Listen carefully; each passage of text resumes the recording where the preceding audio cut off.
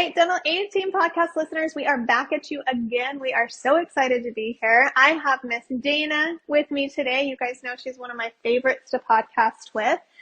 Dana, I have to say, I know a couple podcasts ago, you guys may remember I asked her about some legging recommendations. She gave me some hiking legging recommendations. I wasn't able to find the specific pair that you talked about yet, but I did find a Lulu pair that I used in Yosemite last week. And honestly, I've used them for a couple hikes here in the valley as well in Phoenix. Amazing. I was so happy because they were specifically that like material. It was a different kind of material than regular leggings. And I was so happy. And I was thinking of you the whole time. And I was like, oh my gosh, she was right. And it had so many pockets for my phone and all the things. So thank you, Dana. And I know you've also you've been working really, really hard in personal life, in your world of fitness. And I think it's really cool. And I wanted to acknowledge that today. And I wanted to let the world know that Dana is a freaking rock star. She was so strong. I don't even remember the rec the other day that I saw you posted something and I was like, holy cow, like the things that this woman is capable of doing are incredible. So kudos to you, Dana. I love it. I always like to ask you a question. What's the most fun thing in CrossFit that you're doing right now? Like what's something that you're working to overcome, accomplish, you're killing it on, something that you're really having fun with right now? Yeah, I feel like I'm always working on something, right? And I think this year I turned 40. It was a big birthday, and my goal was to be the strongest that I've ever been. So I've been focusing a lot on strength, but I always am practicing skill work.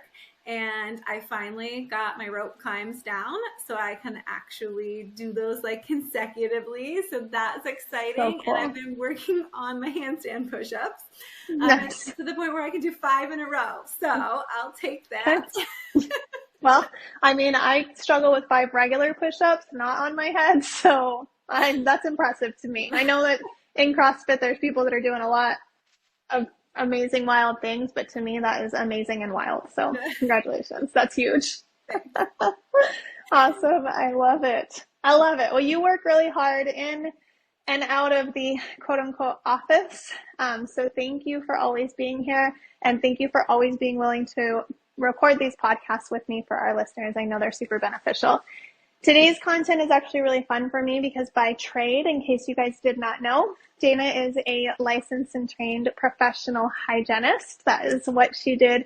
She's done it all. She's done all of the positions, really. Most of them, I should say, not dentist. Neither one of us has been a dentist. Whatever, it's fine. But she was a hygienist, you guys, for a long time, and she still is a hygienist. So I think it's really cool. I think it's always fun for me to have these conversations with you to gain your perspective from your side as well. Today, I wanted to talk about really keeping the hygiene schedule full. So I know from my perspective, from dental assistant, and then from my perspective as a front office, which you also have that perspective, it's kind of like a free-for-all a lot of the times. And it's really just not always first or high priority. But from the hygiene standpoint, Dana, what is that like? Let's just go through, what does it feel like when you look at a schedule and you're like, great, this is a killer day. It's going to be awesome. You get through your first patient and then you look back at your schedule and it's totally fallen apart. Or you look ahead and you're like, gosh, I'm only scheduled out a week and a half. Like, what is that like as a hygienist looking at your schedule and seeing that?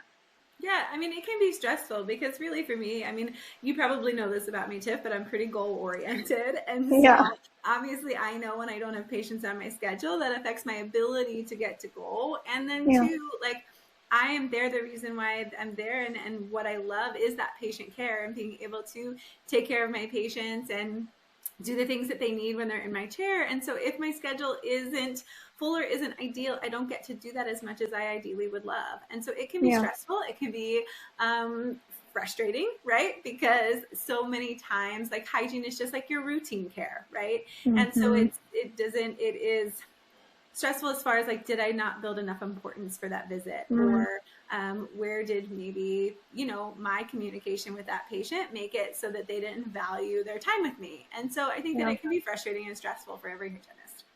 Yeah, I think that makes sense. And I think that's important what you just said, because you just took it from a spin that I didn't even expect. And I think most probably team members, front office workers and assistants don't expect that either, because it feels or we allow it to feel, we take it very personally when a hygienist is like, what happens to our schedule? But you have taken it personally when a patient falls off of your schedule. So you're already in a space of unrest, of like upset, of gosh, what could I have done differently, or how could I have been better?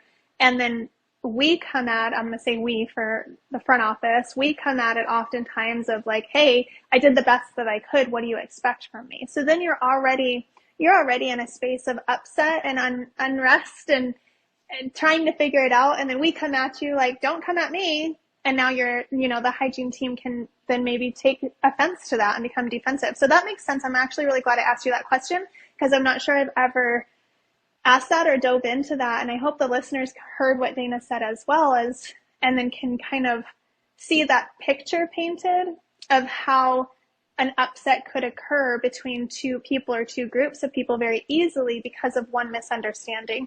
We're both kind of taking offense to a situation without understanding the other person's point of view. So that was actually incredible. Thank you. I knew you would say something really great, but I wasn't even expecting as far as that went. So that was really fantastic. Thank you.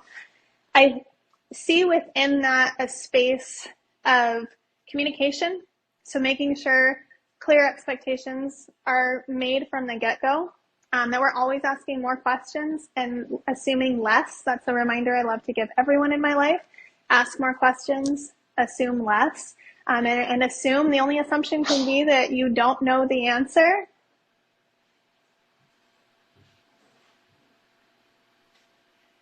Ask more questions and assume less, and assume the only thing you can assume is that you don't actually know the answer because you're not the other person.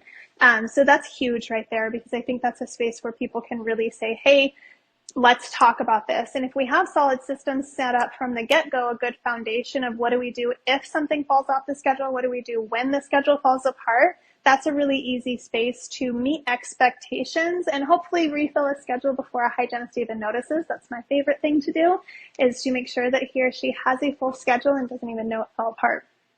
So with that, some common ways to do that. We're going to dive into a few for you guys today so that you can really be prepared to meet those expectations and really clear up a lot of communication between the two of those two departments or three departments. So my favorite, and Dana, I think we work on this a lot with practices, blocked scheduling and ASAP lists. Those are my two favorites. I love blocked scheduling. We talk about this in a lot of different podcasts for a lot of different reasons, but within hygiene, it really helps set and build the value and ensures that your new patients are scheduled where they need to be.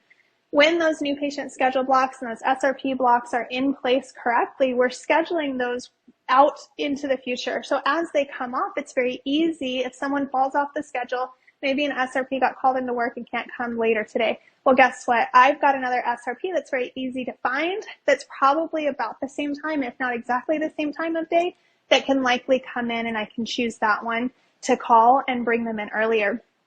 The ASAP list is super similar. Like, what time of day are they looking to come in? Making sure we're notating all of those things. Every system, as far as I know, has the capability of an ASAP list. I know Dentrix does, Open Dental does. Dana's saying yes, so that means EagleSoft does. She knew that was my crux. Ascend, I can't answer that question. And then Curve does, and I bet CareStack does as well. So utilize those ASAP lists. If you don't know how to do it within your system, Google, you guys. I know we get a lot of those questions, and I'm happy to answer them. So you can reach out, hello@thedentalateam.com as well. But usually if we don't know the answer, we're typing it in Google for you guys. So Google it first, reach out to us if you need it or if you need help creating the system around it.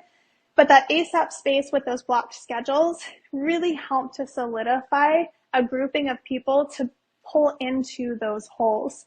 Dana, how do you help practices see the system behind a good ASAP list? Because I know a lot of practices really struggle to see the value of creating it and can sometimes feel like it's redundant, or they're like, gosh, I've called all these people. What kind of systems do you put in place for that? Yeah.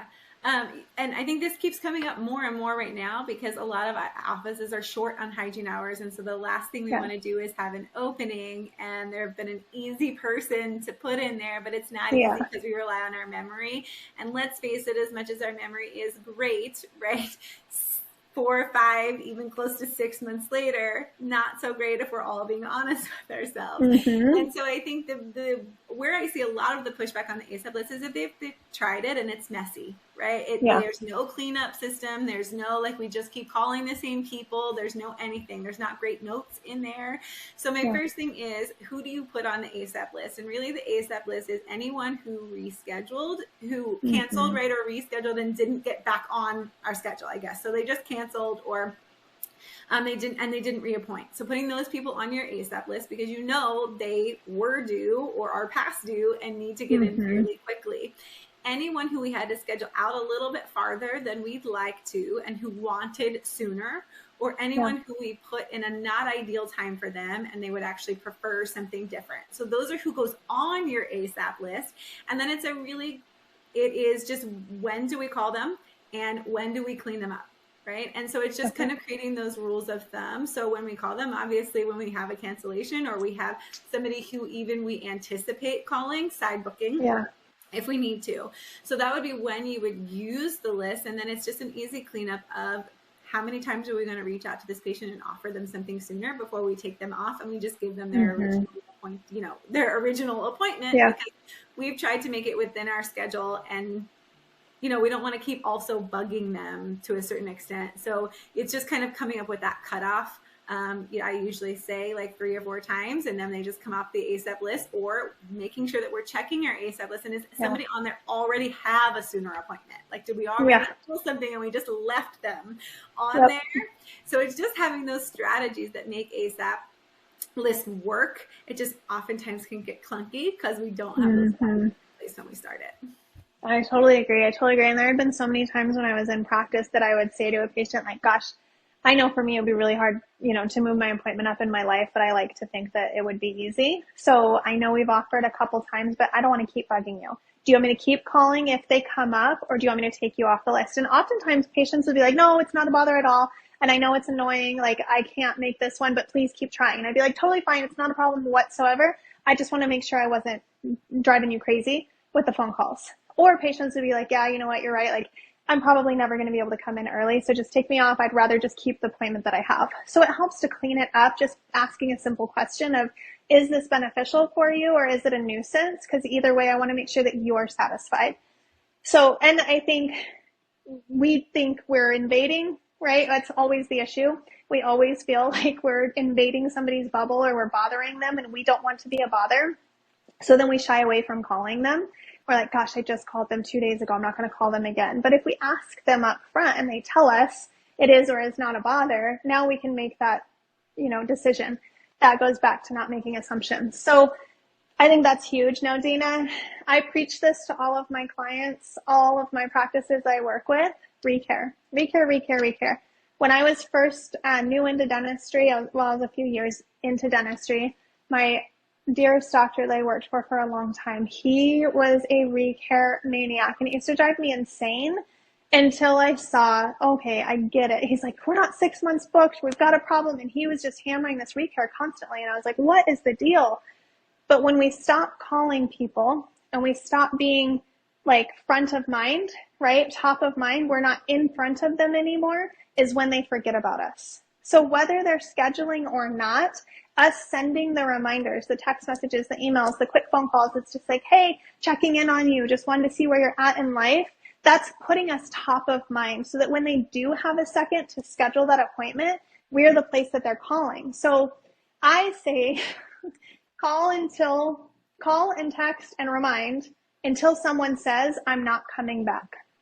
Dana, what's your philosophy on recare, especially coming from a hygiene standpoint, right? From a hygienist who needs to see these patients and wants to see these patients again in your chair. How do you feel about the recare space? I mean, I 100% agree with you. I consider myself a fairly good patient, but I'll be honest that it's most important when I'm in your office. And so if I don't schedule when I'm in your office, I'm going to need those touch points because life happens. And as much as I want to stay on top of my dental care, I want to be there every 6 months. Sometimes I just need that friendly nudge of like, hey, don't forget, you never did schedule with us. Give us a call. And so I agree with you. I think putting it in automated and then also reaching out personally, I think hitting it from both sides really can help keep people consistent and keep you, like you said, top of mind. Totally agree, Dana. I think that was beautiful. You have such an amazing perspective coming from the hygiene side and really just seeing how the dental assisting side, the hygiene side, the front office side, like all of these departments just combine together to get the job done on keeping a hygiene schedule full. It's just so important. It's so imperative. And I love what you said there. And just gathering all of those pieces, hygiene department, this is coming from you guys, in my opinion, and I hope you guys share in that because it was a really cool perspective. Now, I just want to recap, Dana, thank you so much for being here with me today and for allowing me to pick your brain and put you on the spot. I know you're never expecting all of the questions that I ask you, and you take them with grace and with love and dignity and all of the pieces, and you showed us some aspects of hygiene that I wasn't expecting today. So it was really, really cool. So thank you. And you guys out there, I really want you to put this powerful message into play. I want you to take all of these bits and pieces and really help keep your own hygiene schedule super full. That's what we're here to do today. That's what we're hoping for, is to just have this amazingly full hygiene schedule. Now, here are the things, you guys, ASAP list. If you're not using it within your system, do it now. I know a lot of people like the handwritten notes, like we said, but put it in place. Always, always, always be calling your recare, you guys. I know this can be scary when you don't have anywhere to put them, or you're worried about where you're going to put them. But when we back off is when we start to see in the future the schedule really start to slow down.